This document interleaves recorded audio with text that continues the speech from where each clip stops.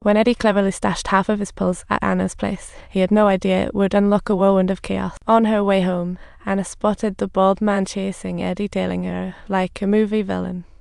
With no other way, she jumped out of the car and bolted into the park like a superhero, cleverly calling for help from two beefy guys passing by. Unfortunately, the bald guy didn't halt but whipped out a shiny knife. In a blink, those two big guys went from heroes to punchlines. Watching this unfold, Anna had to keep running and hid behind a fake rock, sneaking a call to Eddie for help, only to hear he had eliminated two bystanders.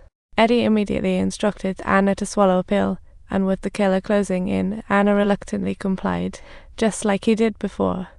In an instant, everything around her became options for her self-defense shopping spree. Seconds after, Anna's senses kicked into superhero mode as she mapped out her escape route, leaping over the skating rink fence and diving into the rink.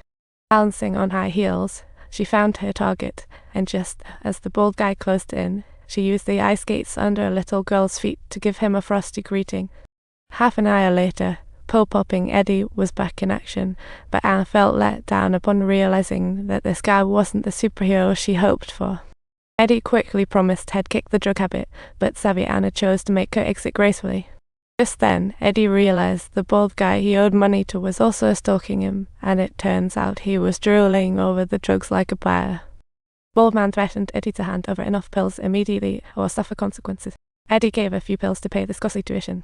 Unable to bear threats, Eddie hired 2 bodyguards next day for 24/7 protection, like his private guards. He spent $8.05 on a super secure mansion, showing buying safety paid off. Eddie found taking pills on time and avoiding alcohol prevented side effects, letting him enjoy his superpowers. He had custom suits with hidden pockets made for easy pill access. He spent $2 million hiring a top-notch pharmacist to replicate the magical pill within 6 months. It was this patience that brought him back to life fast. With renewed energy, Eddie quickly regained old Leo's trust and was reappointed as the go-between for virus negotiations. Surprisingly, Old Bi looked older than even old Leo, raising questions whether this virus negotiation was turning into a retirement club. If the deal was done, Eddie would pocket $45 million, but the FBI showed up knocking, stirring up an unexpected storm. To avoid suspicion, Eddie hired NYC top lawyer, becoming a decisive protagonist. But things spiraled out of control when Townend uncovered Eddie's murder suspicion through police connections, turning everything into a farce. Eddie faced even more dilemmas. The merger deal he thought was sealed hit a snag when Old Bi didn't show up, nearly capsizing his ship. Turns out Old Bi fell critically ill and went to the hospital, putting the deal on indefinite hold, leaving Eddie to pin hopes on a revival plan post-recovery. Suddenly, when Eddie spotted the driver picking up Old Bi, it was like seeing the light. The driver was none other than the bald guy who hunted him and Anna down, and like Eddie, Old Bi relied on drugs to hold his position truly again. This meant the bald guy was likely the real killer of Vaughn, whose plan to profit from pill pilfering turned into a spectacular flop. So Eddie did a swift pivot and sped to the precinct, ready to confront other suspects head-on. He needed to join identification with key witnesses, and thankfully, a seasoned lawyer was present to talk about an escape artist. The side characters looked similar to Eddie in various ways, and the witness completely overlooked him in the process. After identification, Eddie hurried back to Old Leo's office, surprised to see Old Leo's grave face, like a farce director. The confidential merger talks inexplicably took a front-page spot, and Eddie's appearance in the news caught way too much attention. When confronted by Old Leo, Eddie stood frozen, realizing he had missed his pill time window. He rushed to the bathroom to take a pill from his hidden pocket, but found chaos so stressed.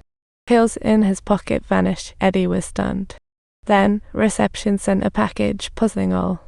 Upon opening it, he found it was the bald guy's travel log, complete with photos of his unconscious bodyguards jaw-dropping. Terrified, Eddie rushed home with the package. News of Old Bi's death aired on TV, and Eddie's cunning surfaced. He found the lawyer he hired was Old Bi's private counsel all along, a huge blunder. Eddie realized he had fallen into a precise trap. Just then, the bald man and 2 thugs showed up at his door. With no meds, possibly meeting early, Eddie made a last stand. At the moment right before jumping off the roof, survival instincts kicked in as he remembered there was still a magical pill in that iron can he stashed away to talk about divine intervention. He hurriedly searched and found the iron can in old boxes. There was 1 pill left, but just then, the bald man burst in. Eddie had no choice but to call for help as the last pill slipped from his hands. In despair, he sped towards the roof, but he was yanked back by the bald guy's minions, and what came next was a lesson in a new way to take pills utterly mad. The bald guy suggested Eddie inject the pills for longer lasting effects, promising the ultimate superpowered experience. Seeing Eddie wouldn't budge on handing over the magical pills, the bald dude and his lackeys prepared for a ruthless search.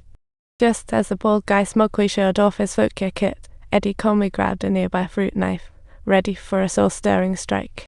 Eddie struck like lightning, plunging the knife directly into the bald guy's chest, a live performance of pure justice. The bald guy quickly went down from blood loss, and the invigorated Eddie resurrected instantly, scanning for escape routes like an action hero. As the bald guy's goons finally cracked the safe, the secrets inside are set to unfold in the next episode.